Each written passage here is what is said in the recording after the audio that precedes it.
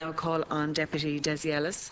A question to the Minister for Environment, Community and Local Government, the need to address barriers to borrowing from the Housing Finance Agency for housing associations. And Minister Phelan, you're taking this issue. Thank you. Deputy Ellis, you have 4 minutes. Thank you. Minister, I'm raising this issue not to criticise the HFA as a body, which does a very important job.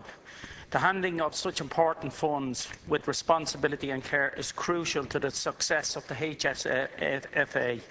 But we also need funds to be accessible enough that worthwhile projects are not delayed because of the process required of them to apply to the HFA. I've met with many of the largest approved housing bodies, and it has been almost invariably raised by them that they have found that applying for funding for social housing projects was more difficult and protracted than necessary, and in some cases had forced them to seek funding from commercial banks instead. Right now we have a major crisis in terms of the shortage of affordable rental housing for low-paid people and those out of work. It has driven up rents, and this has increased homelessness, which in the end is extremely costly to the public purse. We now have the government recognising this and doing their best to say that they are putting money in place to tackle this crisis. The European Investment Bank has given €150 million available for social housing projects through the HFA, and this money is vital in increasing social housing stock as soon as possible to stem the tide of tenants into homelessness, to end the static condition in emergency accommodation, and to lower rents across the rental market. The Housing Finance Agency is in place to source funding for social housing projects by approved housing bodies like Focus Ireland, Respond, Simon, or the many other excellent groups that are seeking to build homes now. It was set up by the state to help these bodies to fund projects and has done so, but many groups, in the absence of schemes like CAS, are finding the HFA's application process prohibitive. It has done great work in the past, but it needs to reform some practices in order for it to be fit for the challenge today. This is not risky business. We are talking about providing homes in a time of unrivalled demand and applicants that have proven themselves as diligent and responsible housing providers. Unfortunately, 120-page applications and protracted processes have led some groups going to commercial banks, which, despite improved regulations in the wake of the economic crisis, have proven easier to get credit from, if not a little more expensive in terms of interest.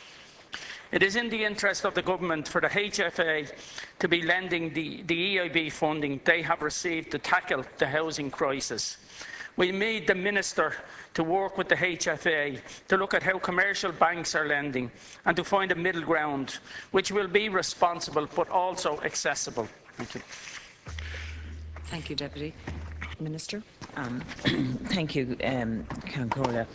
And look, I'm not myself, actually. I'm in contact with a lot of the housing agencies myself, and it hasn't been brought to my attention about the difficulties. I think it's a very important issue that the Deputy raises. The Housing Finance Agency is a public limited company, and in that context, the Minister for the Environment, Community and Local Government has no function in the lending decisions and practices of that agency.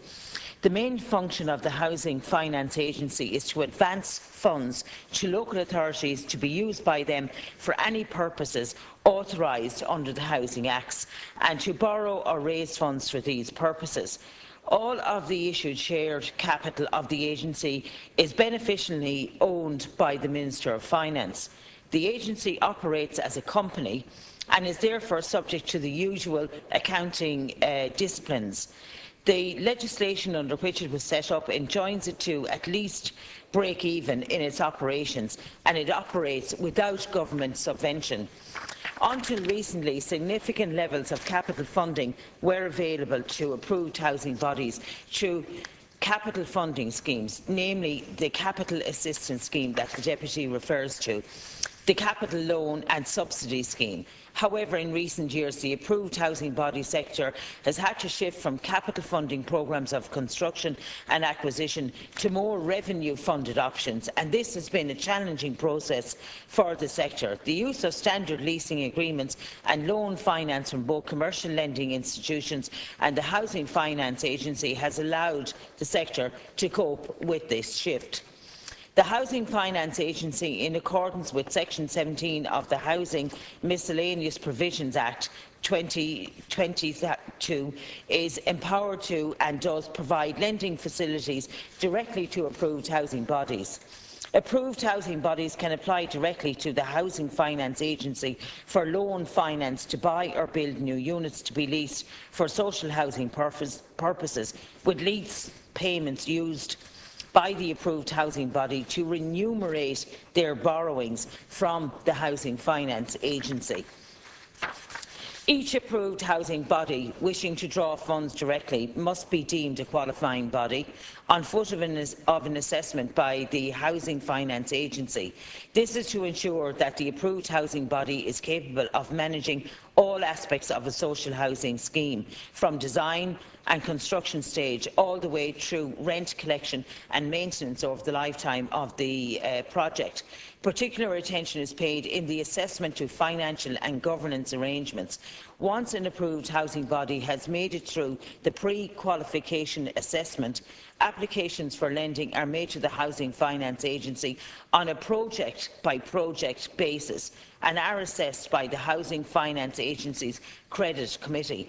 To date, 11 approved housing bodies have achieved certified borrower status with the Housing Finance Agency. It is anticipated that the remainder of 2015 will see continued growth in the level of lending in this area. Thank you, Minister. Deputy, you have 2 minutes. Thank you, Minister. It does seem that there's a whole bureaucracy in terms of accessing funds, and I know I didn't realise it was so messy until recently myself. And I do think, Minister, that this needs to be looked at in terms of the approved housing bodies. There's no doubt they are doing great work, but we have a major crisis there in housing, and we have a major crisis in homelessness, and we've 45 new families coming on the homeless list every month. And Minister, you know, the plan this year was to deliver something like 7,400 units. 5,000 a day were to come from the rental market or from leasing. You know, and these houses are not available, you know, and that is the reality. We can talk about getting 5,000 units as part of a plan going forward, but the reality is, where are these private houses to be got? So we do need to ensure that as part of our, of our plan, that the housing bodies are delivering and that there's no obstacles in their way and that they can access funding. But there seems to be a bit of an obstacle there.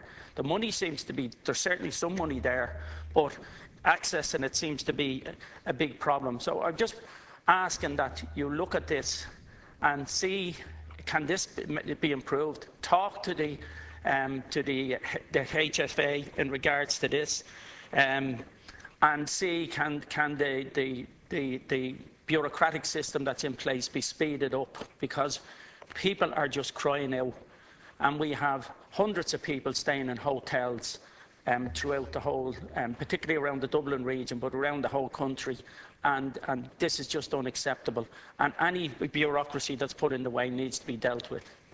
Thank you, Deputy Ellis. Minister Phelan.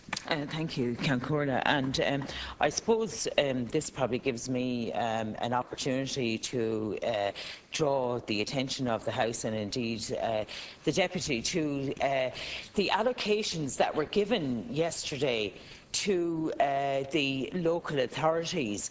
Very substantial allocations, but not only money allocations, as indeed, you know, 65 million to my own constituency across Carlow Kilkenny, which is going to deal with 41% of the county council, you know, housing list.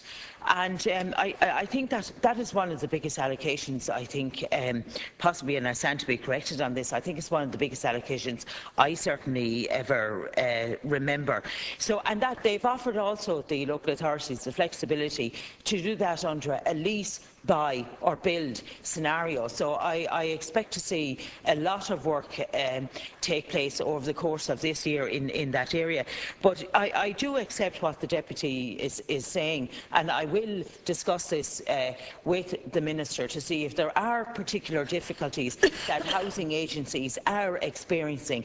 And I'm sure, and I would like to be able to say, I'm sure Minister Kelly is in constant contact with the housing agencies himself, but I will certainly speak to him about this and inform the Deputy of any particular areas of difficulties or pressures that they may be experiencing at this time. Thank you. Thank you.